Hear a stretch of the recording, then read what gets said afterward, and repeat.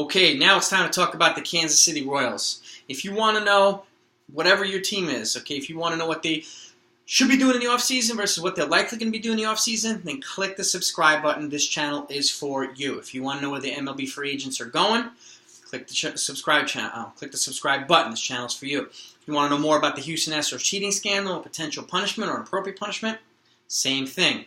Okay, I'm breaking down team by team this offseason 2019 to 2020, what they should do versus what they're likely doing. These are predictions, obviously, and most of them try to be as realistic as I can, but with the potential for them to be aggressive because of their farm system, because of where their standings are, and so on. So if you're a baseball fan, this channel is for you. So I definitely encourage you to click the subscribe button and click the bell next to it. Okay, I've already done teams. I've done the Mets, Yankees, Red Sox. I've done the Angels, the Cubs, the Phillies. I've done the Atlanta Braves. I've done the Brewers. I've done the Diamondbacks. I've done the Detroit Tigers, Cincinnati Reds. I've done a whole bunch of teams. And if there's a team that I haven't done that you want me to do, just leave it in the notes down below. In the comments down below. If you enjoy these videos, please click the like button and please click the subscribe button. Okay, let's put on our GM hats now. The winter baseball meetings are coming up in about 2 weeks, so let's see what what we think our teams are going to do. And if you happen to have family and friends who are Royals fans, share this video with them. I want to know what they think too. If you think these are realistic, if you think they're crazy, if you think if you have an idea of your own, put them all in the comments down below. Let's get people engaged here. Okay, off season is almost as exciting as the regular season, especially with stuff that's going on now, and especially with this free agent class. So it's going to be really interesting to see where people go, especially now with the Houston Astros thing. We'll see if people even want to go there. They might reroute to other teams now. So things are up in the air. It's going to be it's going to be pretty intense and a lot of fun. So anyway, let's get to the Royals. Okay, this is what I think they should do. Okay, I think they should. They have a couple of valuable pieces, but I think they need to start a rebuild. Okay, and as painful as it might be, they have an opportunity to trade their two most valuable pieces, okay, and get a lot in return, particularly with Whit Merrifield, their starting second baseman. He's got 4 years left before he's a free agent, and he's very affordable. That makes him a valuable asset. Obviously, he's beloved there, but it makes him a valuable asset to bring a lot back in return for a team that needs a lot to be competitive, okay?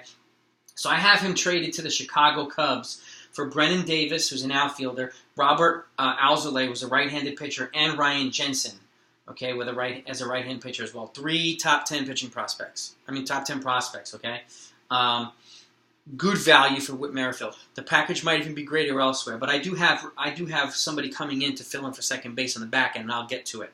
The second trade I have is trading Danny Duffy, who's also beloved there, but he's got 2 years of control before he becomes a free agent. He should have been traded about a year or two ago when he had more value, but he still has some decent value. I would trade him as well to the San Diego Padres, who have the #1 farm team in major leagues. Okay, for Xavier Edwards, who's a second base / shortstop, so a good solid infield prospect, and Adrian Morejon, who's a left-handed pitcher. So they're getting a left-handed pitching prospect to replace the left-handed pitcher, and a solid infield prospect who can come in at some point and potentially be an infield piece. Okay, with Whit Merrifield going. I also have them signing, I think they should sign Scooter Gennett to replace Whit Merrifield. It's obviously not as good as Merrifield, but he's a really good second baseman. He's one of the top free agent second basemen available. He's young, he's 30 years old, and he'll be relatively affordable. I think he'd be a good replacement for Merrifield. Okay? I think they should sign Andrew Kashner, a rotation piece, a veteran, to just throw in the rotation who will give you 175, 180 innings. It could be a number 4, number 5, but it's somebody you can put in a rotation. He's a veteran. He can help the younger guys. Okay, it's a good teammate, good clubhouse guy. And it gives your rotation some depth. And on the back end, I think they should sign David Phelps, who's another veteran pitcher, but he's a reliever. But with Kashner coming in, I think you should bring in a bullpen piece as well. And David Phelps would be a good guy to do that. Okay, that's what I think they should do. Here's what I think they're likely to do. Okay. I think they're going to sign Jonathan Schoop, okay, for second base. He was with the Orioles. He was now with the Twins this past year. He's a solid second baseman. He's maybe half a step below Merrifield, but he's a very good second baseman. He'd be a heck of a replacement, okay.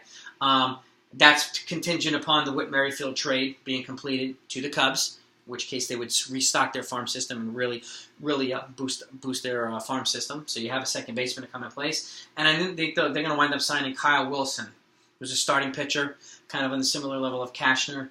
Another veteran they can just plug right into the rotation and give you innings and put the team in a position to do well. Okay, I wouldn't be surprised if they bring in another piece or two, a bullpen piece, or another starter and another infield/outfield piece. But obviously what I think they should do is a little bit more robust than what I think they will do. It could be for financial reasons, but they have more opportunity to do things on the trade route with two very valuable pieces. And then in the back, and they generally don't sign a bunch of guys in free agency anyway. So I see them maybe making 3 signings or something like that, or 2 signings in a trade. But I wouldn't be surprised if they needed to make another move or 2 on top of that. So here's my list. Let me know what you think. If you think they're reasonable, if you think they're crazy, that's okay. I want to know what you think as a Kansas City Royal fan or a baseball fan. If you have better ideas, let me know. If you think your team would make a better trade fit for the Royals, for one of these guys, let me know. Propose a trade. Okay? Put anything in the comments. I respond to all comments. I also accommodate requests if there's a certain type of video you want me to put out. I do put out videos every other day, so make sure you click the subscribe button and click the bell next to it down below so you have not only access to 2 dozen videos that I've already put out, but you'll know anytime a new one comes out. Okay? So, hope you enjoy this. Let's have a good off season. Go Royals fans. Talk to you next time.